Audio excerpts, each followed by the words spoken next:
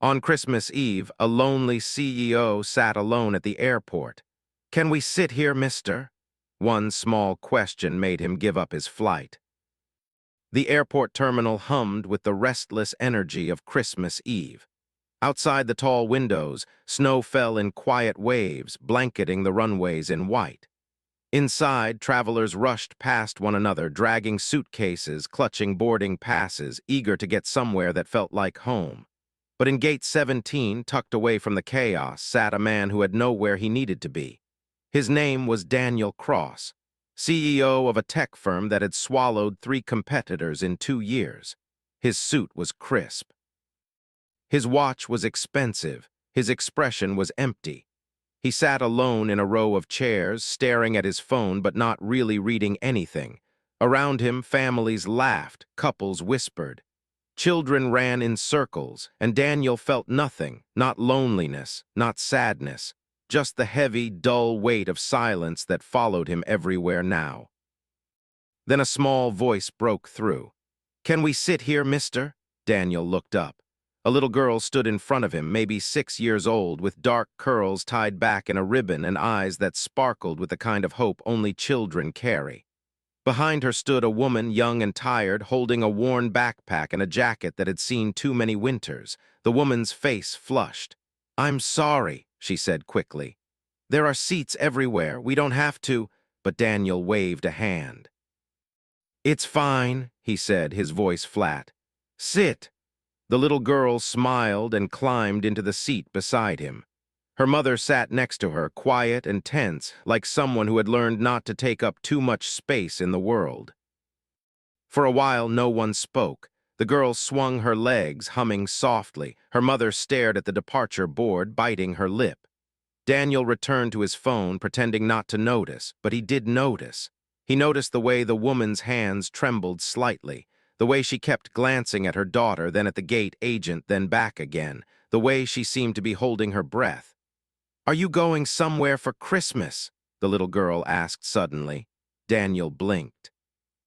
He wasn't used to strangers asking him questions, especially not children.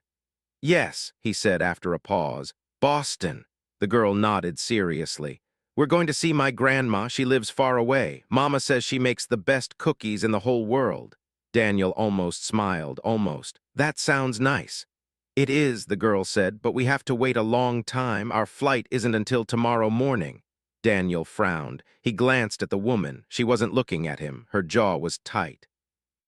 Her eyes were wet, and suddenly Daniel understood.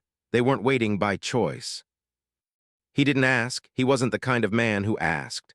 But over the next hour, he learned anyway. The little girl talked. She talked about her grandmother's house, about the snow there, about how her mother worked 2 jobs and still couldn't afford much, about how they'd saved for months just to buy 1 ticket, and even that had been delayed because of weather. The woman never corrected her, never stopped her. She just sat there, silent and ashamed, staring at the floor. And Daniel sat there too, listening to a story he hadn't asked for but couldn't ignore. The girl didn't complain. She didn't cry. She just talked, her voice bright and full of belief that somehow everything would be okay. And for the first time in years, Daniel felt something crack inside him. When the boarding call came, Daniel stood. His flight, his seat, first class, a window view and a warm meal and silence all the way to Boston, where no one was waiting for him. He picked up his briefcase, looked at the gate, then looked back at the little girl. She was watching him with those wide, hopeful eyes. "Merry Christmas, mister," she said softly. Her mother pulled her close, whispering something Daniel couldn't hear. And in that moment, Daniel made a decision that didn't make sense. Not to his schedule, not to his logic, not to the man he had been when he walked into this airport. He turned and walked to the gate agent. "I need to change my ticket," he said. The agent looked confused. "Sir, your flight is boarding now." "I know," Daniel said. "Give my seat to them." He nodded toward the woman and the little girl. The agent blinked. "I'm sorry, the woman and her daughter. They need to get to their family tonight. I'll take the next flight." Sir, the next flight isn't until tomorrow afternoon. You'll miss." "I know what I'll miss," Daniel said quietly. "Just do it." The agent hesitated, then nodded. A few minutes later, the woman was called to the desk. Daniel watched from a distance as the agent explained, watched as confusion turned to disbelief, watched as the woman's hand flew to her mouth, tears spilling down her cheeks. The little girl tugged her mother's sleeve. "Mama, what's wrong?" "Nothing, baby," the woman whispered, her voice breaking. "Nothing's wrong. We're going to see Grandma tonight." The girl gasped, her face lighting up like the sun. And then she turned. She ran straight to Daniel, her small arms wrapping around his waist before he could move. "Thank you," she whispered. "Thank you so much." Daniel stood frozen. He didn't know what to do. He hadn't been hugged in so long. Slowly, carefully, he rested a hand on her head. "Merry Christmas," he said, his voice rough. The woman approached, tears still streaming. "I don't know what to say. I don't know how to thank you." Daniel shook his head. "You don't have to. But you gave up your flight, your seat. You don't even know us." "I know enough," Daniel said, and he did. He knew what it felt like to be alone, to feel invisible, to believe that no one cared, and for once he wanted to be the reason someone didn't feel that way. They boarded. Daniel watched them disappear down the jetway, the little girl waving until the very last second, and then he was alone again. But this time the silence didn't feel heavy. It felt lighter. He found a seat near the window and sat down, staring out at the snow. His phone buzzed, work emails, meeting reminders, none of it mattered. He turned the phone off and closed his eyes. For the first time in years, Daniel Cross felt something close to peace. He missed his flight.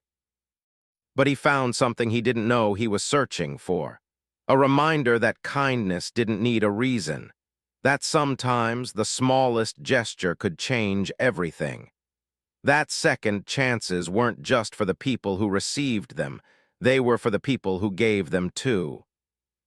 Hours later, long after the last flight had left, Daniel sat alone in the quiet terminal. Outside, the snow kept falling. Inside, the lights dimmed. And somewhere far away, a little girl was sitting at her grandmother's table, eating the best cookies in the world. She didn't know his name, she didn't know his story, but she would remember him, and so would he, because on Christmas Eve, in a crowded airport full of strangers, two people who had nothing found something they both needed: connection, hope, and the quiet, powerful truth that sometimes missing your flight is exactly where you're supposed to be.